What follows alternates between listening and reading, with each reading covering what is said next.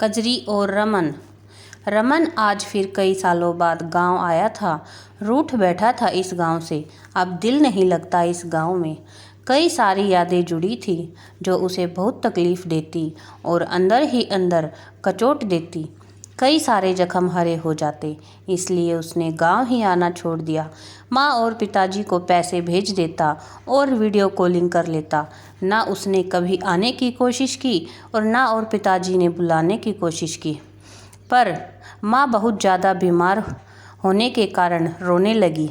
आखिरी बार जिगर के टुकड़े को देखने की इच्छा व्यक्त की, जिससे ना चाहते हुए भी रमन को आना पड़ा। माँ तो उसकी पूरी दुनिया थी, फिर उनकी इच्छा कैसे ठुकराता। बेटा तुम आ गई। माँ उसके गले लगकर जोर जोर से रोने लगी तो रमन की आंखें भी भर आई। बेटा माँ की इच्छा पूरी कर दी। हमको तो लगा बेटा तुम नहीं आओगे। कैसे नहीं आता अम्मा, तुमने दिल से जो बुलाया था। अब सब ठीक हो जाएगा। रमन बाबू पहले नहा धो ले, मैं खाना लगाती हूँ। अम्मा ने आपकी पसंद के सारे खाने बनाए हैं, भाभी ने हंसते हुए कहा तो रमन चौंक गया।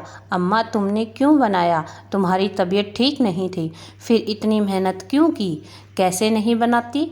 इतने सालों के बाद तो मौका मिला है अपने बच्चे के लिए कुछ बनाने का। वो चुपचाप उठ गया। जब नहाकर आया तो भाभी खाना लगा चुकी थी। उसने खाने को गौर से देखा। माँ ने सारे खाने उसी की पसंद के बनाए थे। कटहल की सब्जी, छोले, चावल, पूरी, खीर। भाभी या सब अम्मा ने बनाया? हाँ देवर जी, अम्मा बहुत खुश थी आप इतने साल बाद आए। भाभी ने रमन के चेहरे को गौर से देखा तो रमन जल्दी से सर नीचे कर डाइनिंग टेबल की तरफ बढ़ गया। शायद वो भाभी से नज़रें बचाना चाहता था।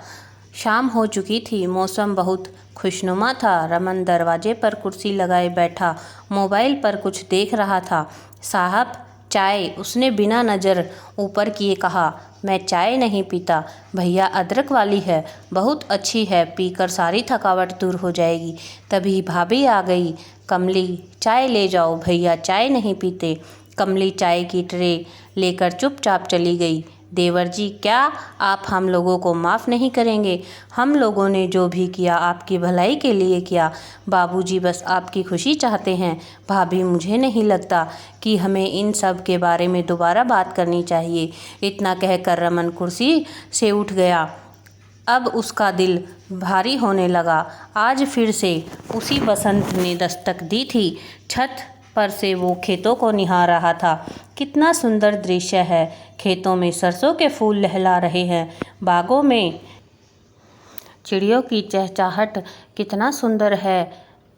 यह दृश्य सब कुछ बिल्कुल पहले जैसा। अचानक उसके चेहरे पर उदासी आ गई और वो पुरानी यादों में खो गया।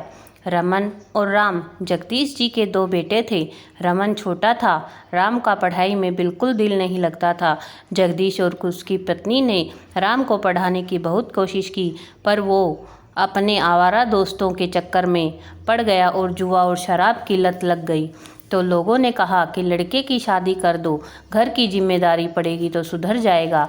जगदीश और मालती ने भी सब कोशिश करके हार मान ली, इसलिए उन्होंने शादी करने का ही इरादा कर लिया, कहीं शादी के बाद ही सुधर जाए।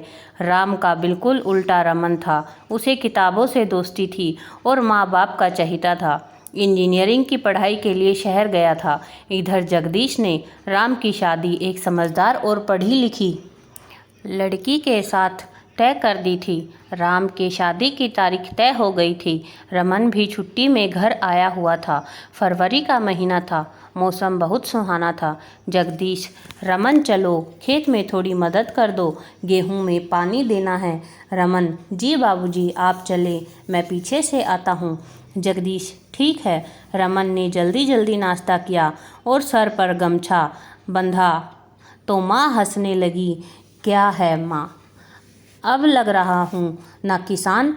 इतना कहते ही रमन साइकिल पर बैठ गया और अपने ही धुन में साइकिल चलाने लगा।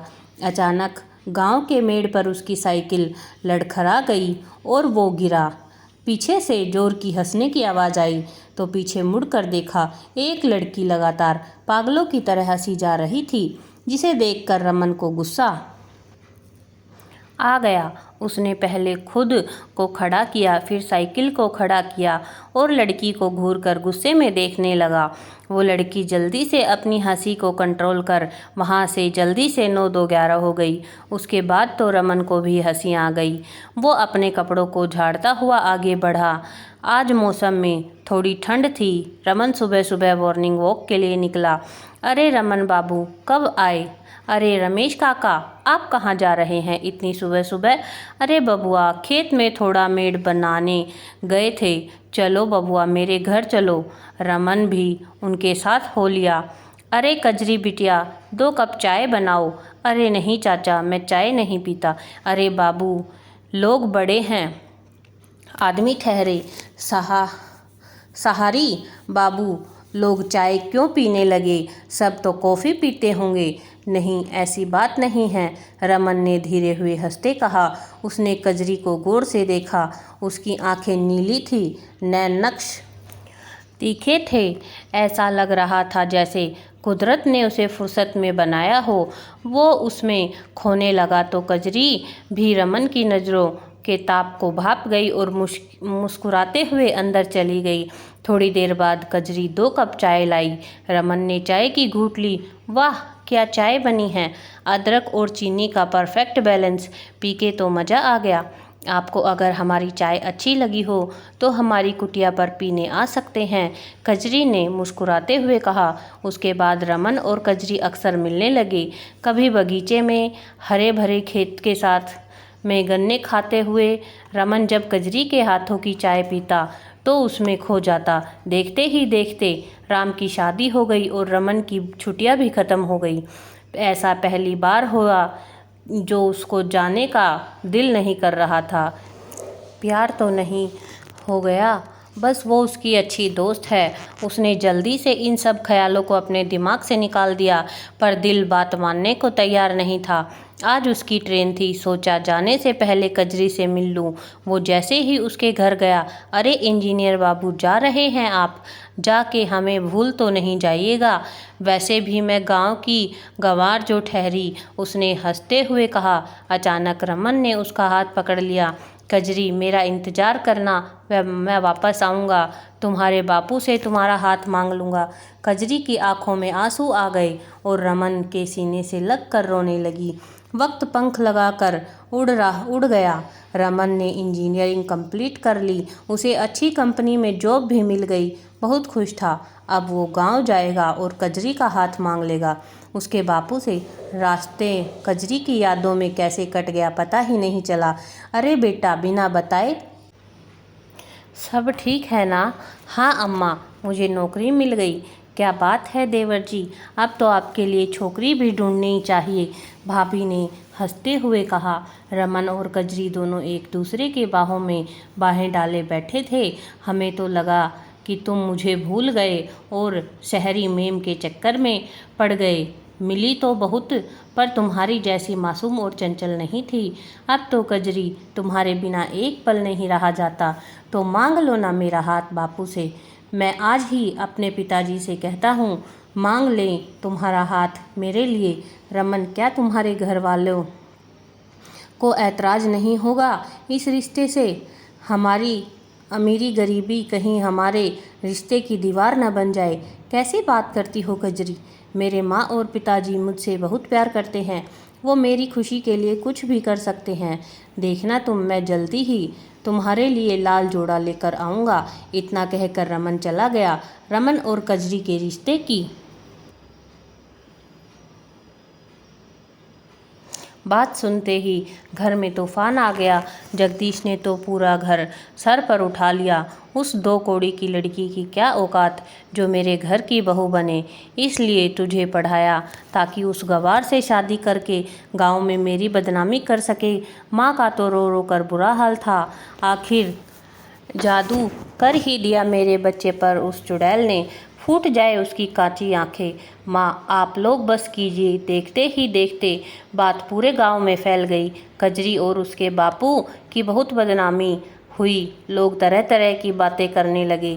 देखने में तो भोली लगती है, पर मुर्गा मोटा फंसाया है। रमेश को बहुत सदमा लगा। उसने कजरी की शादी दूसरी जगह तय कर दी। रमन ने बहुत कोशिश की, पर घर के लोग तस से मस न हुए। थक हार कर रमन और कजरी ने घर छोड़ने का फैसला लिया। यह बात रमेश को पता चल गई। बिटिया, जाने से पहले अपने बापू को थोड़ा जहर देते जाना, क्योंकि तुमको मैं रोकूंगा नहीं, पर उसके बाद मैं किसी को मुंह दिखाने के लायक भी नहीं रहूँगा। कजरी अपने बाबू के गले लगकर जोर जोर से रोने लगी। रमन उसका गांव के बाहर इंतजार कर रहा था। रमन भैया, कजरी ने आपके लिए एक चिट्ठी दी है। रमन, हमारा और तुम्हारा साथ यहीं तक था। हमारी किस्मत में मिलना नहीं लिखा था।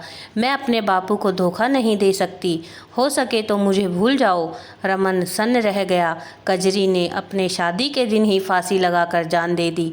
उसने रमन के लाल जोड़े पहनने का वादा जो किया था। कजरी की मौत के बाद रमन भी जिंदा लाश हो गया। उसके अंदर भी अब धड़कन नहीं है। दोस्तों, आज की कहानी आपको कैसे लगी? यदि आपको कहानी पसंद आई हो तो चैनल को सब्सक्राइब करें, वीडियो को लाइक और शेयर करें। धन्यवाद।